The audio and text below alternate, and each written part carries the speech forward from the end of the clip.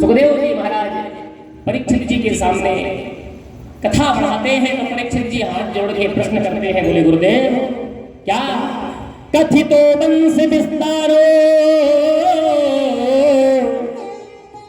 भवताशो में सूर्ययो राज्ञाम चावय वश्यानां चरितं परमाद्भुतम् मुसीलस्य नितराम मुनि सत्तमा। महाराज कथितो वंश विस्तारो, आपके सूर्य वंश की और चंद्र वंश के राजाओं की वंशावली तो आपने सुना दी। सूर्य वंश की बड़ी लंबी वंशावली, चंद्र वंश का भी वर्णन आपने किया, लेकिन जहां पर चंद्रवंश में चर्चा हमारे ठाकुर श्री कृष्णचंद्र के अवतरण की है, उसको कृपा करके संक्षेप में मत कहो, क्योंकि हम कन्हैया के अपने लाला के जन्मदिन को तो धूमधाम से मनाएंगे, इसलिए कन्हैया के जन्म की कथा तो धीरे धीरे सुनाओ, जल्दबाजी में ना सुनाओ। सुखदेव जी महाराज कहते हैं जैसी इच्छा परीक्षित, तुम्हें जो चरित्र प्यारा लगे, तुम्हें जो कथा प्यारी लगे, उसको प्रेम शिष्यों में सुनाऊंगा, क्योंकि भगवान की सारी कथाएं और भागवत की कथा पिबत भागवतम रसमालयम ऐसी है। ब्रह्मा जी इंद्रादि देवता सब भगवान की स्तुति कर रहे हैं। कैसी स्तुति कर रहे हैं? क्यों? क्योंकि राक्षसी उस कंस के आताताए से सारा भूमंडल नभमंडल त्रसित है महाराज, इसलिए ब्रह्मा जी स्तुति कर रहे हैं, जय जय सूर्यनायक जन सुखदायक प्रणत काल भगवंता। हे सुरों के नायक, हे देवताओं के स्वामी, हे भक्तों को सुख देने वाले महाप्रभु, हे सृष्टि के पालनहार, हे भगवंत, अब कृपा करके अवतार लीजिए, धरती पर आइए और भक्तों की रक्षा कीजिए। मामोभिरक्षय रघुकुले नायक और धृतवर चाप रुचिर कर सायक। जैसे राम जी के भक्त राम जी से प्रार्थना कर रहे हैं कि प्रभु धनुष्मान लेकर के हमारी रक्षा करिए, ऐसे ही आज सारे देवता भगवान कन्हैया के अवतार के लिए प्रार्थना कर रहे हैं कि हे कन्हैया, हे वासुदेव, हे नारायण, हे केशव, हे माधव, हे गोविंद, हे सच्चिदानंद, अवतीर्ण हो जाओ, अवतरित हो जाओ और हमारे कष्टों से हमें मुक्ति दिलाओ। और उसी समय मृत्युलोक में क्या हुआ है? मथुरा में राजा वसुदेव से कंस ने अपनी छोटी बहन देवकी का विवाह किया हुआ था। इतनी धूमधाम से अपनी बहन का विदाई क्रम चल रहा था। दुर्योधन आदि जो महाभारत के जो योद्धा थे, उनके भी और मथुरा के भी जितने राक्षसी योद्धा थे, आज सब उस वैवाहिक क्रम में अपनी प्रसन्नता और अपनी सहभागिता दिखा रहे थे। कैसे?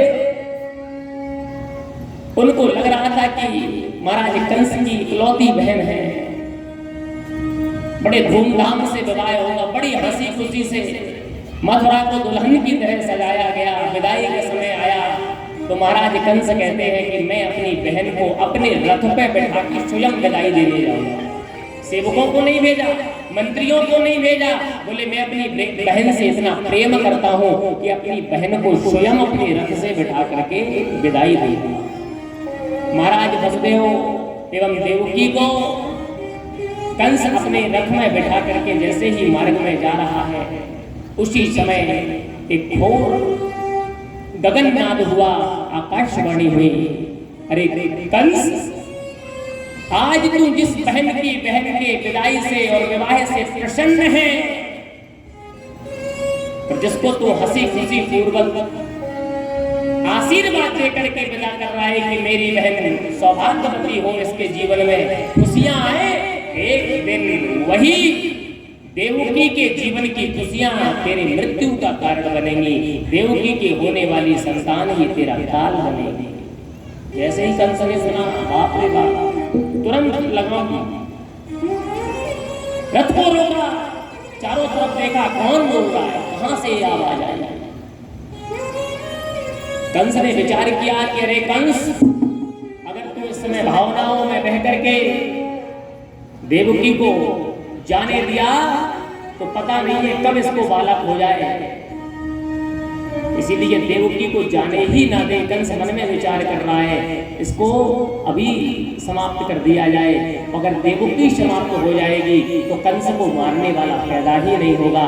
तलवार निकाली और देवकी के मारने के लिए जैसे ही कंस पलटा, महाराज वसुदेव ने कंस को पकड़ लिया। ये क्या कर रहे हो भैया कंस, ये क्या कर रहे हो? तुम अपनी बहन की हत्या कर रहे हो, तुम अपनी बहन का वध कर रहे हो। अरे थोड़ा तो शर्म करो, थोड़ा तो विचार करो।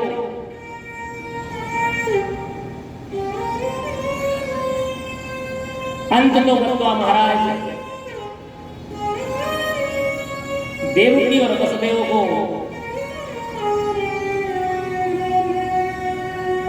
कारागार में डलवा देता है कंस कि ये मेरे संरक्षण में रहेंगे, मेरे कस्टडी में रहेंगे और इनकी जो भी संतान होगी प्रत्येक संतान पर हमारा अधिकार होगा।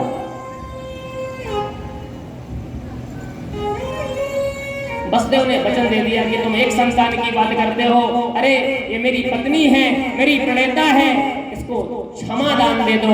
हम वचन देते हैं, मैं राजा वसुदेव तुम्हें वचन देता हूँ कि देवकी की एक नहीं जितनी भी संतानें होंगी हम सारी संतानें तुम्हें देते जाएंगे, फिर तुम्हारा जो भी अधिकार हो तुम करना। इस शर्त पर दोनों को कारागार में डाल दिया, बंदी गृह में डाल दिया। महाराज क्रमशः संतानें हुई, कथा आप सब लोग जानते थे। प्रत्येक संतान को कारागार का ताला खोल करके जो द्वारपाल है, जो बंदी गृह के रक्षक हैं, वो ला करके कंस को देते और कंस उनको पछाड़ते हुए समाप्त करता जाता। क्रम बढ़ा, अब समय आया कन्हैया के जन्म का। वसुदेव गृहे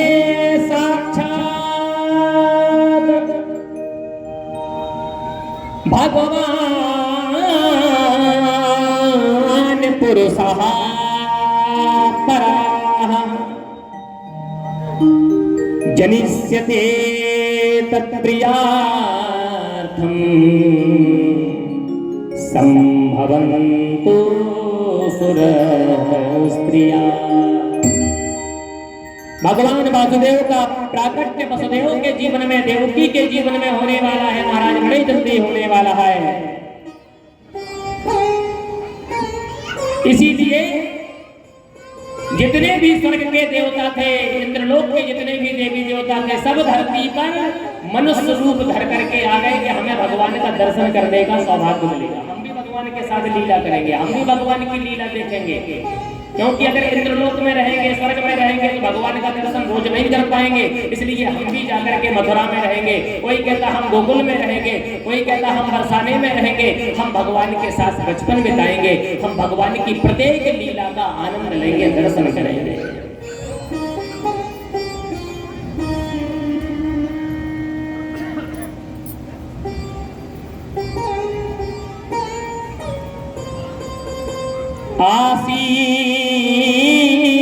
आसीनः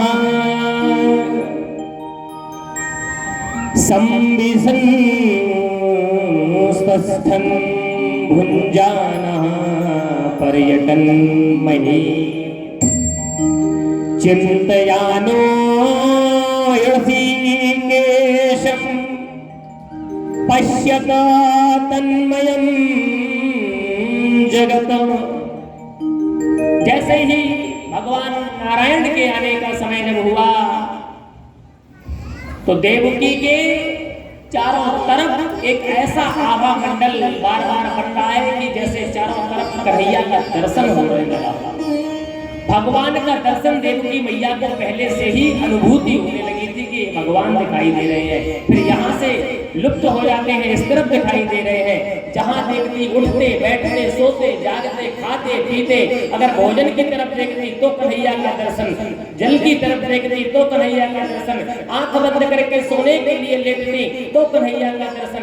देवकी को चारों तरफ कन्हैया का दर्शन हो रहा है। माताओं जरा विचार करो, ये देवकी कौन है? कौन है देवकी? कह रही हमारी सहेली थी, पहले साथ में पढ़ी है। आपके साथ पढ़ी देवकी ओबरा में?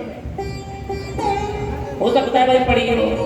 कह रही हमारी सहेली थी, हो सकता है, अच्छी बात है। यहाँ भी एक से एक अच्छी देवी आए जिनकी देवकी सहेली हो सकती है। त्रेता की कैकेयी द्वापर की देवकी बनती है।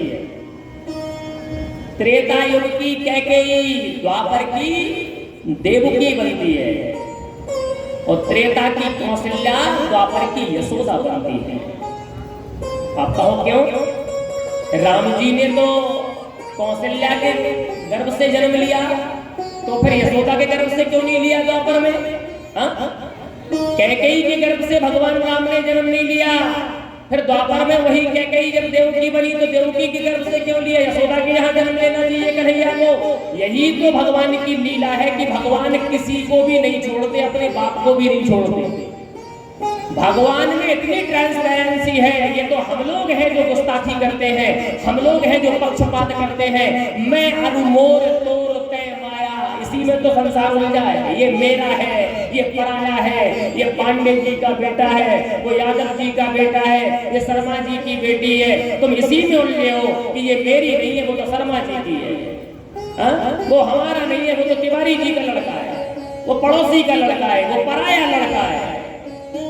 भगवान कहते हैं कि ना मैं किसी का सगा हूँ, ना मेरा कोई सगा है, मैं तो केवल उसका हूँ जो मेरा है। मैं उसका हूँ। मैं ना जाति देखता हूँ, ना वर्ण देखता हूँ, ना रंग देखता हूँ, ना रूप देखता हूँ, ना प्रकृति देखता हूँ। मैं तो केवल तुम्हारी संस्कृति देखता हूँ कि तुम्हारे संस्कार कैसे हैं। ठीक है ना? जिस समय भगवान राम बचपन में थे, बाल्यावस्था में थे, तो कैकेयी मैया राम को सबसे ज्यादा चाहती थी। कैकेयी मैया किसको चाहती थी? रामलला सरकार। कैकेयी ने भरत से ज्यादा राम को प्रेम किया और राम जी ने भी कौशल्या से ज्यादा सम्मान कैकेयी को दिया, हमेशा दिया। तो एक बार लुका छिपी का खेल खेल रहे थे कैकेयी मैया के साथ राम जी, लुका छिपी का खेल। और लुका छिपी के खेल में राम जी हार गए, कैकेयी जीत गई।